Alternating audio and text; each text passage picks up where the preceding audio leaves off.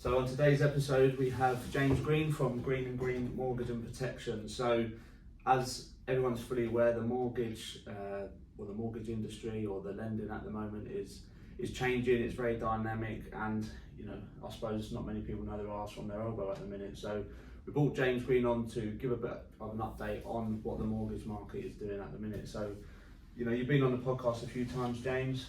People know who you are, so you don't need to introduce you. No need for intros. No, people could go back to an earlier episode when you're on there. But yeah, just from your perspective then, what is the industry doing at the minute?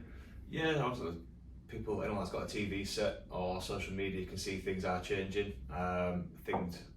Mortgages are always a reaction to inflation, everything else that goes on in the economy.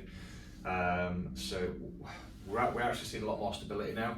It used to be rate changes on a weekly basis, product changes daily, which was a nightmare for us brokers trying to keep a lid on where we are with things. I could send somebody an option today and it could be gone by tomorrow. Yeah.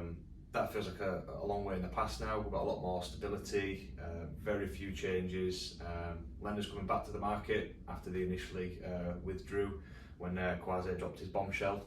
And then just left us to pick up the pieces. It's just one of them ones. Mic drops, off you go. That was it, yeah. So him and Liz Truss did us a massive favour. But yeah, a lot more stability now, a lot more products to choose from. But yeah, just a lot of changes coming forward, which we'll probably cover in the next few minutes.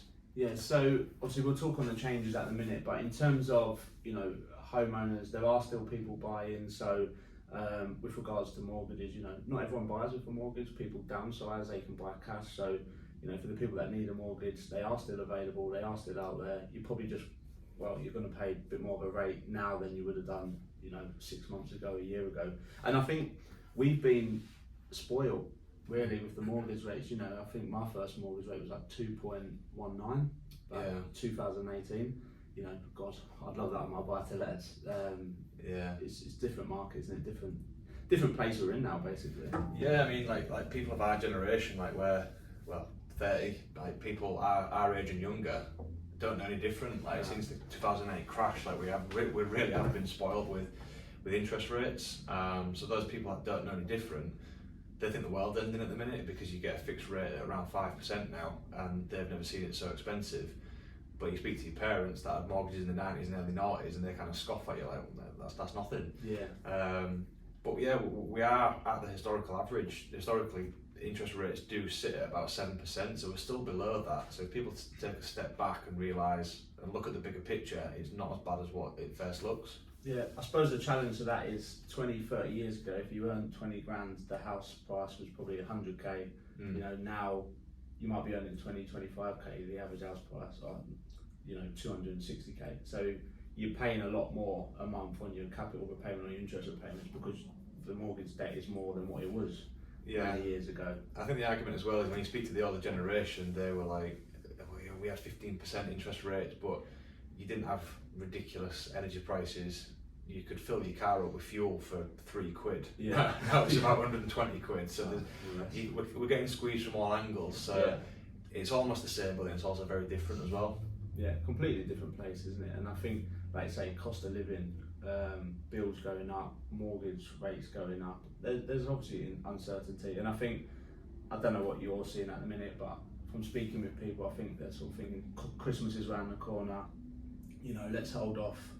Fuck everything up until then, and we'll look at it in the new year. Yeah. That happens anyway. Everyone has that approach to Christmas. It's almost like life goes on hold. Yeah. Like you speak to some businesses or friends in other businesses, and they're already on Christmas mode. They've decorated the office now. It's just you can do the bare minimum now until January rolls around. I've been doing that since June. And people have got other priorities, and you're spending your disposable income on presents or parties and stuff like that. So a big commitment like buying a house gets put on the back burner until January. So yeah, for us, November, December usually are pretty quiet in the run up, but then January rolls around and people want to consolidate all the debt they've racked up over Christmas, or one more Christmas is just too much for some relationships and people go separate ways, or you've hosted Christmas and you realise you just don't have enough room for the extended family and you need to upsize. So January will be the real test for us when we see how busy we are then. Yeah, it's interesting. And Boxing Day, like Rightmove for Boxing Day, is one of the busiest days of the year, if not the busiest. So that just gives an indication of when people are looking for homes. You know, lots of babies are born in September. You know, the Christmas festivity fun and stuff. Engagement. So a lot of things happen around that Christmas period. Like you say, you know, people get to realise they're not made for each other anymore, or people come together. So how do you think, you know, whether it's just around the Christmas period, or how do you think that will impact us going forward? Do you think there's going to be interest rate climb still, or do you think that they're going to be stable, they're going to stay this for a while, they might decrease again? Yeah, there's a lot of predictions out there, a lot of economists, a lot of people in finance have put their predictions on it, and we are expecting further rate rises, but that's not because the Bank of England want to make more money, that's a reaction to inflation. No matter which government we've had, whether it be Liz Truss, Rishi, anyone like that, they've all struggled to keep a lid on inflation. So one of the few measures the government have got to get a handle on inflation is to make it more expensive for people to spend money, so they spend less. So the biggest driver of that is still energy.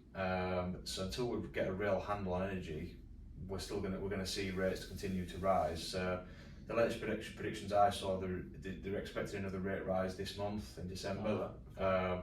Potentially another one in Q1 next year, with it peaking at around 4.75% next year, at the back end of next year, that is. But again, it all depends on the energy. Every country's the same. We're not unique to this. It's not just poor old UK that are suffering. Everyone's getting it. So if they can get a lid on the gas and electric sooner, then hopefully that should ease everything for the rest of us. It's not a slow fix either, is it? No, not a quick fix. It's a slow fix. It's something that would take, you know, it could be 12 months. There's forecasts that we're going into a recession. You know, the media scaremonger people, yes, recession isn't fantastic. However, depending on how you look at it, there's a lot of opportunity in recession as well. You know, leveraging the banks and the funding and the borrowing, if it's available, to, you know, if you look at that as an investment, buying properties at, you know, the price now that it might be 10, 15, 20% cheaper than they were last year.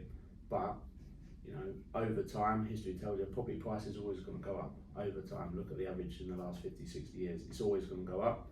So it's a case of, do you buy now when there is a recession? If you can, you know, you'll pay more in the short term on the interest rates, but you're buying it cheaper. So it's all relative, isn't it? Yeah, I think the media's probably got a lot to answer for. It certainly has for me.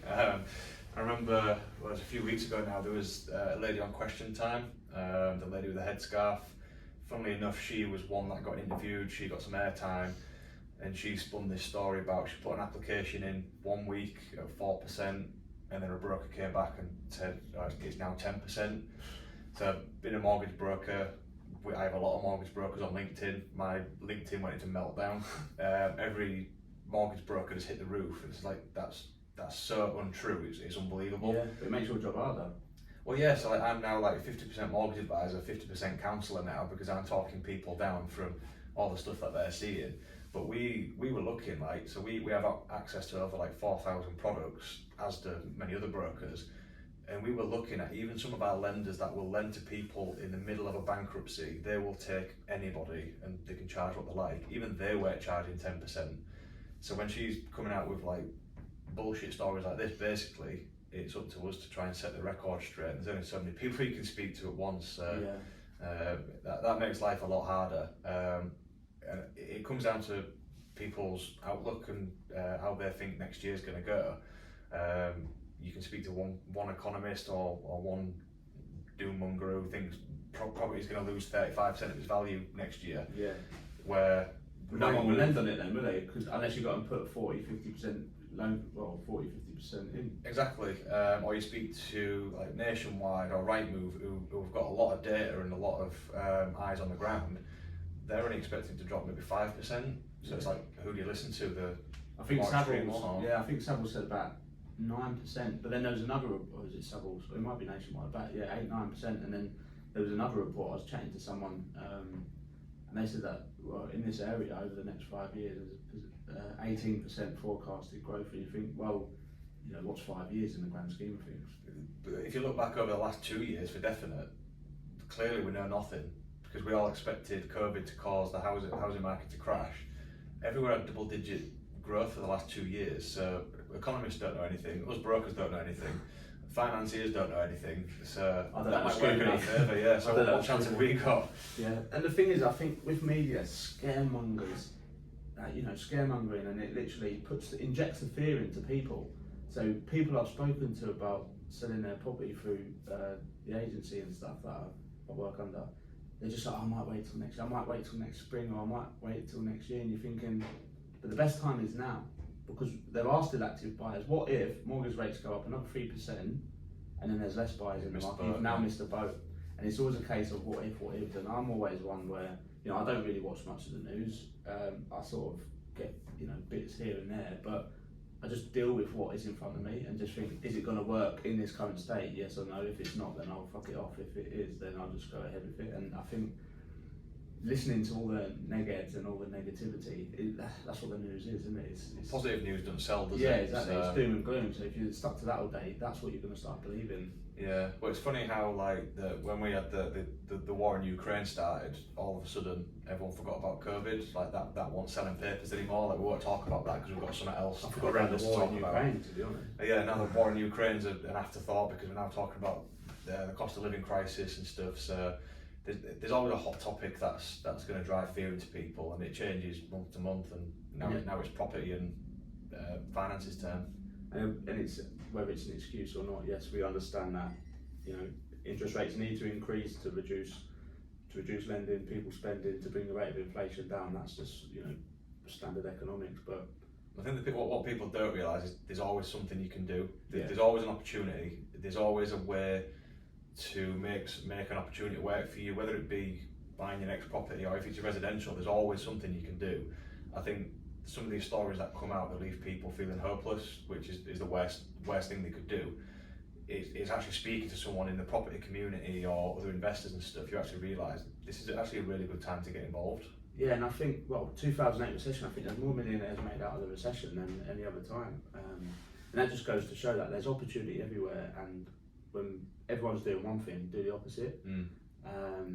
So yeah, it's interesting to see how it pan out. It's not easy, even in some of the other businesses I'm running, it's not easy, it's harder, there's less buyers, less active buyers, it reduces or shrinks your ROI, which means people don't want to buy.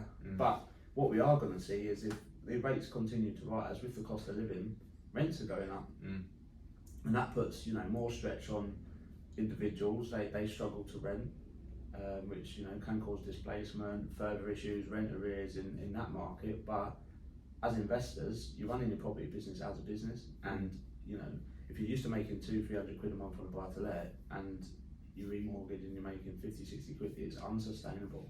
Yeah, we are seeing a change in rent. Every other cost is going up. So if your mortgage payments are going up because of the rise in interest rates, rents are having to follow.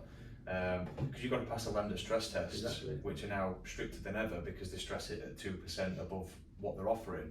So we've got some clients where, because they've not touched the rent for 5 years, even on a like-for-like remortgage, we can't move them because they don't have enough rent to pass that test. So landlords are having to do like a full rent review, which is a good thing because it's causing landlords and portfolio landlords in particular to be more professional. They're having to keep on top of everything, review the rents. Yeah. We're getting more inquiries than ever about HMOs and serviced accommodation because family lets are getting squeezed, so people are starting to think outside the box and looking at different opportunities. I had a look myself the other day on Rightmove for another potential investment for next year, and the amount of properties that are up for auction now is incredible. It's way more than what you normally see. Yeah. Because people are surrendering properties.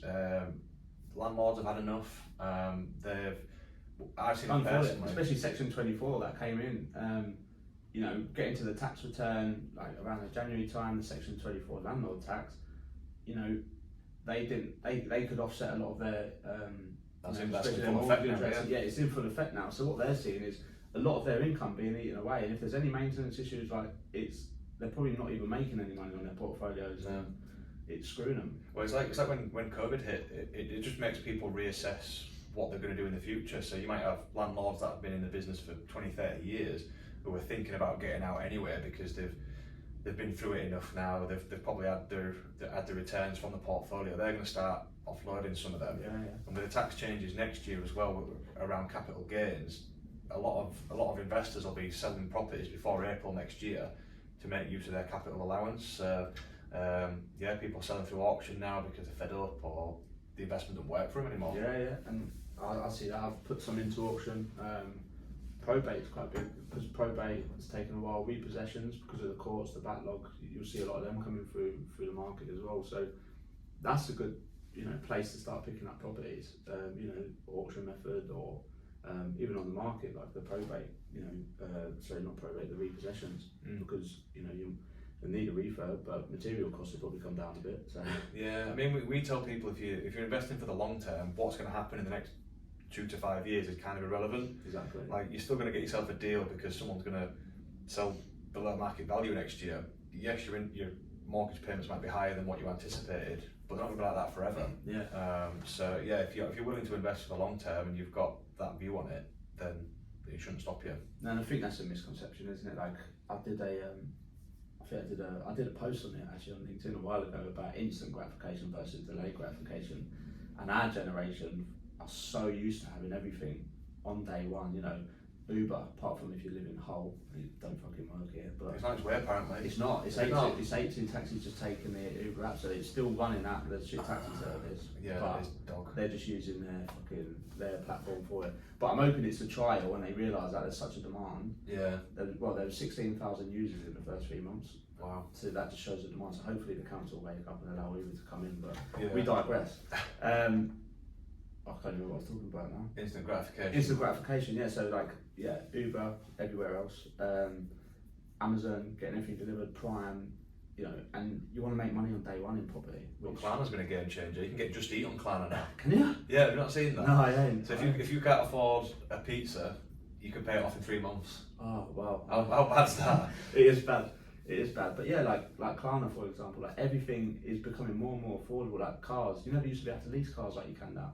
No. You can even do monthly rolling contracts. Like you can just get what you want sort of soon. But when it comes to like property and investment, year 4, year 5 is probably where you start seeing the money, where there's a bit of an appreciation. You're refinancing. You've had like a period. So when you're looking at the stock market, it's volatile. It's up and down. But you look at a long-term 5 to 10 year trend, and it's looking at the trend of the property market and how that dictates. So yes, interest rates are going up, but looking 5 years, looking 10 years, and there's sites out there that you can go on and do long-term metric appraisals of property. It's always going to pay off in the long run if you do it right. Yeah, I think with any investment, you're not there to make instant money. Like whether it be Bitcoin, property, I don't know, selling whatever. Like there's always upsides and downsides. Like yeah. I don't invest in Bitcoin or anything like that, but I now know it's probably about 20% of what it was about 6 months ago, so I won't be able to live with that. But yeah, you don't get into property to make quick, easy money. If that's what you want, then property's not for you. Exactly. And I mean, what year are you in now since investing? 6? 6, yeah. Yeah, so you started off the traditional way, buying, saving, but now you're probably seeing that compound effect where you can utilise your cash and obviously your business money as well. But it's when you start getting to that year 4, year 5, and you've got a few, that's when the compound effect starts taking place, and that's when your trajectory increases and you can start investing more. But I mean, we were here to talk about mortgages, but we've completely went off topic. If I could buy a house with Klarna now, that's my next thought. Wow, imagine. That's a good one, isn't it? Yeah, put your deposit down with Klarna. Yeah. Those people doing the raffles now, aren't they? They're raffling off properties. Yeah, you see it like all the charities and stuff, don't you? Like, I don't get how they can sell £1 million property for £5 a strip. Like, how many people do you need to enter to make it work? I know, well, yeah, unless they have like a reserve, isn't it? But it's interesting. But like you say, there's going to be so much stock out there, so much opportunity, and it's speaking to the right people. Like if you are worried about mortgages or you are concerned about what you can afford or what's going to work, speak to someone like yourself. Yeah, I think there's a few things that investors can do to kind of future-proof their portfolios. So the first one would be to review your mortgages. If you've gone onto a variable rate, there's a good chance that that's probably more expensive than any other type of mortgage you can get. A lot more investors are going for tracker rate mortgages now because fixed rates are about 2.5% higher. Yeah. So if you can get your head around how that's going to work and take that risk, you can still cash flow pretty well. Review your rents. So if you've not looked at your rents for a few years and you've got a refinance coming up, or you're starting to crunch the numbers on a new investment, is check the rents. And review your strategy as well. So like I say, a lot of people looking at HMOs and serviced accommodation now to get that cash flow, because your family lets are getting squeezed, so review that as well. And then EPC changes, it's still out there in the air at the minute when it's going to come into effect from 2025. I don't know how they're going to enforce that, to be honest, because we'll be left with millions of properties that are illegal to rent then. But if you're doing a refurb, start putting measures in place to get yourself to that EPC of a C, and and save yourself some money in the future when you're not chasing your tail trying to get it to a C overnight. I know, and then you're disrupting the tenants. But I think existing tenancies, they were looking at April 2028, so if there's a tenant in there, you still get 3 years grace. But again, you still potentially have to disrupt the tenant, put the internal wall insulation or other measures which causes disruption. Say someone has a kid and you're going in there hacking off all the fucking plaster to replaster it, reboard it with the new insulation line. Yeah. Not great, but like I say, there's opportunity. It is a weird time we're in at the minute. I think no one can really predict what it is, but the mortgage rate, it can still work, is what we're saying. The rates have gone up. I didn't know that there was new rate changes coming in December and potentially any more next year, so that's good knowledge. But it's a case of speak to someone like yourself, like to touch on review rents. We offer free rent reviews for our lettings, and we make sure that we review everyone's rents every 12 months, because the market changes, and like you say, the stress testing. If you can't afford to remortgage because your rent's low, it's better, in my opinion, to do 10, 15, 20 quid a month every year instead of waiting 5 years and having to bang it up 120, 150 quid, because that's when it's really unaffordable, because people can't budget that. You can budget 15, 20 quid a month. I think it's difficult as well, because nobody wants to be that landlord when everyone else is struggling. It's like, I know you're getting squeezed everywhere else, but I want another 50 quid a month. Should take the phone off, shouldn't I? I thought about it with my portfolio. Like, fortunately for us, a lot of our properties, which you guys manage, we've got top rent for day one, and they've been a couple of years into the tenancy, so we probably don't have much room or much need to amend them. But like historically, our old ones, like we need to start checking them and making sure we're getting market value. We're not trying to take more money off people than we should do. You just want the market rate. Exactly. So. And there's many reasons. Like I say, as a business, as an investor, for the remortgaging, it's not just because you want to fleece people and make extra money. Like, it has to work. You can't be renting out a property and making nothing on it, because why buy it? It's an investment. You don't invest money into something not to make any money. It just defeats the object, isn't it? So. Well, inflation's what, 11%. So if that's going to push everything up, then expect your rent to go up by 10, 11%. But then if you've got a rent of 500 quid, you're asking for an extra 50 quid a month, aren't you? So like you say, if you can do it in instalments, so it's not as severe. I think they'll notice 20 quid a month going out extra, and then next year another 20. And if they smoke, it's a pack of cigs, isn't it? Well, yeah, that's it. Yeah. It's me. It's about 5-6 coffees. That's my guilty pleasure, coffee. I spend a fortune on that, but yeah, it's just reevaluating and looking at your current circumstances. Some people might not even know, and I see mortgage brokers and like solicitors, especially in the property industry, for the services, like as partners, strategic partners. Like, as a broker, you would hope that yes, someone comes to you to do a mortgage, but after that you don't sort of wipe your hands and you wash away with them, because if it's an investment or for their own home, you want to be able to financially advise them and protect them to make better use of their money. So in 2 years on a fixed term, get in touch with them. Look, you're coming up to your term. If you do this, the mortgage market's doing this. Why don't you refinance, pull this money out, or put it in, reduce your payments, reduce your interest. So I know you do that, but instead of having someone come to you every 3-5 years and then that's it, have that relationship with them and nurture them for a long period of time, and have a network of clients that you always use. Obviously, I always use you. You always sort us out. So that's the thing. I mean, we're offering anybody that sees it a free review, because we're all concerned about the cost of living. People don't think there's things that they can do, and there are, but it's up to us to tell you what you can, what you can't do. But yeah, we're happy to have a chat with anybody, and anyone that's concerned, whether that be finding a better rate, extending your term to bring your payments down, or consolidate some debt to free up some money, then happy to have that chat. I was going to touch on that consolidating debt. So like I say, this time of year, people you know, we'll potentially bang stuff on credit cards and use Klarna and build up some debt. Can you, like, if you refinance it, can you put that onto your mortgage term? Is that how you can consolidate it and pay it off? Yeah. So if you look at your credit card interest rate, it might be, I think the average about 29%. If you're outside your interest-free section, so you can look to add those to your mortgage. We would calculate what if it's more cost effective. You might end up paying more in the long term because you're taking a debt that you might pay off in 2 years and spreading it over 20 years. But if it saves you 300-400 quid a month and that's your main goal, then it works. And you can use that 300-400 quid saving to then maybe lump into your mortgage more to then bring it down over time. So yes, there's the people that really are struggling that need to free up a couple of hundred quid because it would make a massive difference for them. Some people just want to put themselves in a better position because they're able to. There's always something you can do. Brilliant. Well, listen, I think that was a good chat. Anyway, good to do an update, and we'll keep doing these updates every few months. You know, the mortgage market at the minute is constantly changing, so we'll probably do it more frequently until it starts to settle. But hope that, you know, whether you're listening or you're watching this, that you've got some value. Like James said, he's offering free mortgage reviews, so get in touch.